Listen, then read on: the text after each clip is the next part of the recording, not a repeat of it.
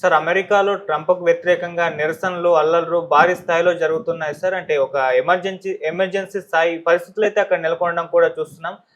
వీటన్నిటిని కంట్రోల్ జేయడానికి ఏకంగా ఆర్మీనే దించుతా అని చెప్పేసి కూడా వార్నింగ్ ఇస్తున్నాడు ట్రంప్. అసలేం జరుగుతుంది అమెరికాలో? ఎందుకు ఈ స్థాయిలో వ్యతిరేకత పెరిగిపోయింది? ఒకవైపేమో ఈ విధంగా ప్రజల దగ్గర నుంచి వ్యతిరేకత, నిరసనలు, మరోవైపేమో మస్క్‌తో గొడవలు. సో ఇవేమన్నా ట్రంప్ గద్దె దిగే అవకాశం కనిపిస్తుందా? అతను రిజైన్ చేసి వెళ్ళిపోయే పరిస్థితులేమన్నా ఉన్నాయా సార్? దీనికి అంతటికి ఏ విధంగా చూస్తారు ఈ వ్యవహారాన్ని? ట్రంప్‌కి ఒక రకంగా వ్యతిరేక పవనాలు వీస్తున్నాయి.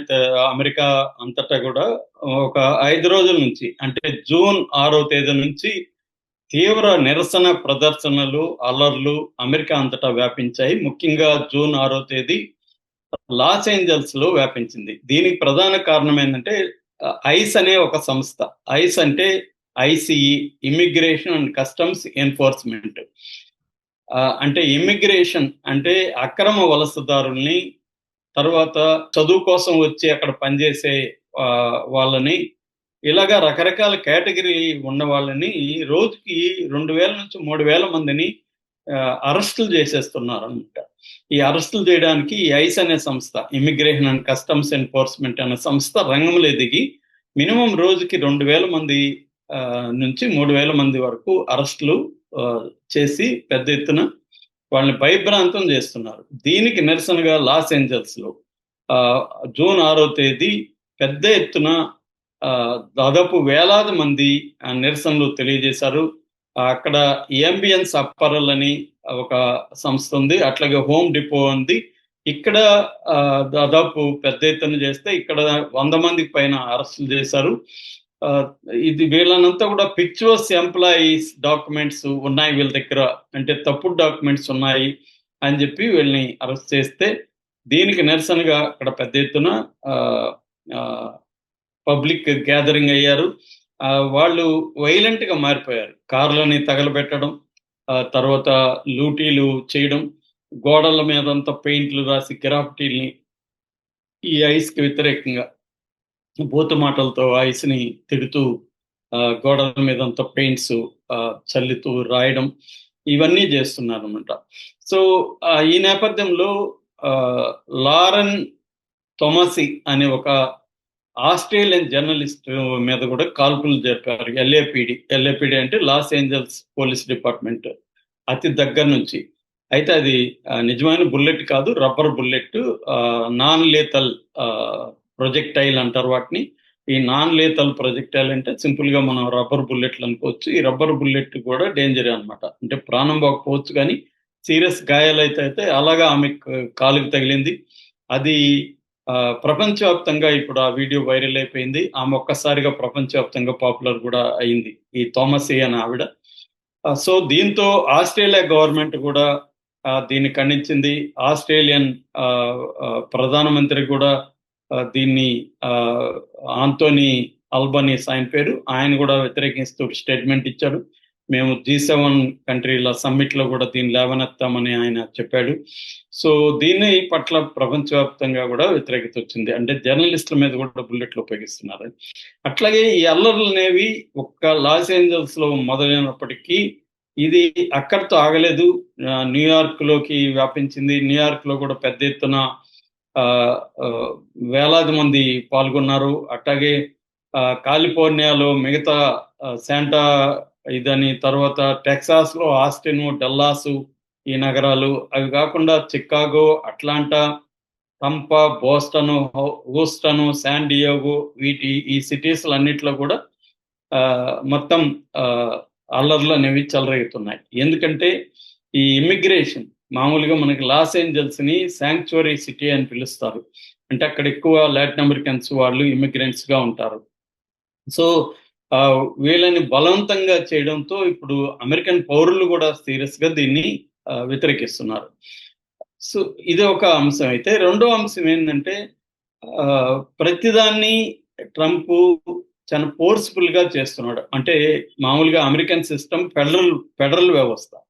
ఫెడరల్ వ్యవస్థ అంటే స్టేట్లకి చాలా అధికారాలు ఉంటాయి. కానీ ఇక్కడ ఏం చేశాడు, ఈ లాస్ ఏంజల్స్ లో ఎప్పుడైతే ఈ అల్లర్లు వచ్చాయో ట్రంప్ దాదాపు 700 మంది అమెరికన్ మెరైన్స్ అంటే నావికా దళాన్ని సైనికుల్ని దించాడు.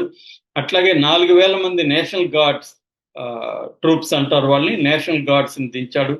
సో ఈ దించడం అనేది అక్కడ ఎల్ఏపిడికి కూడా ఇష్టం లేదు, అంటే లాస్ ఏంజల్స్ పోలీస్ డిపార్ట్మెంట్ కి కూడా ఇష్టం లేదు. ఎందుకంటే ఈ ఎల్ఏపిడిని కూడా వాళ్ళు పట్టించుకోకుండా మొత్తం అక్కడ లా అండ్ ఆర్డర్ సిచ్యువేషన్ ని వాళ్ళ కంట్రోల్లోకి తీసుకున్నారు.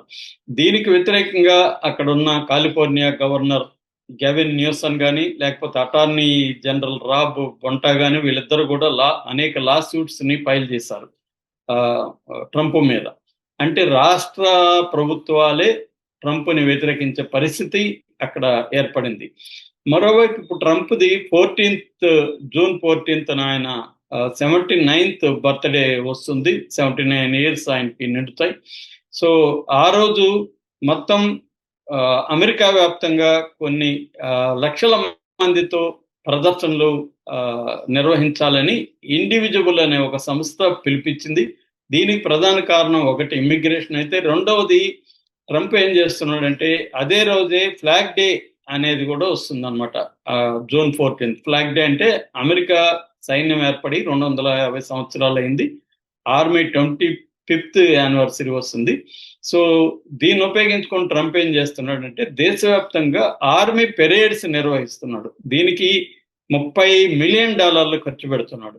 అంటే మా ట్యాక్స్ డబ్బులు నువ్వెవడరా ఇలా ఖర్చు పెట్టి వేస్ట్ చేయడానికి, నీ బర్త్డేకి సెలబ్రేషన్స్ ఇలాగా చేస్తావా, మిలిటరీని వీధుల్లోకి దింపించి ట్యాంకులను వీధుల్లోకి తీసుకొచ్చి మమ్మల్ని అంతా భయభ్రాంతం చేయడానికి నువ్వెవడవి అన్న స్థాయిలో మొత్తం వ్యతిరేకత ట్రంప్కి వ్యతిరేకంగా వస్తుంది.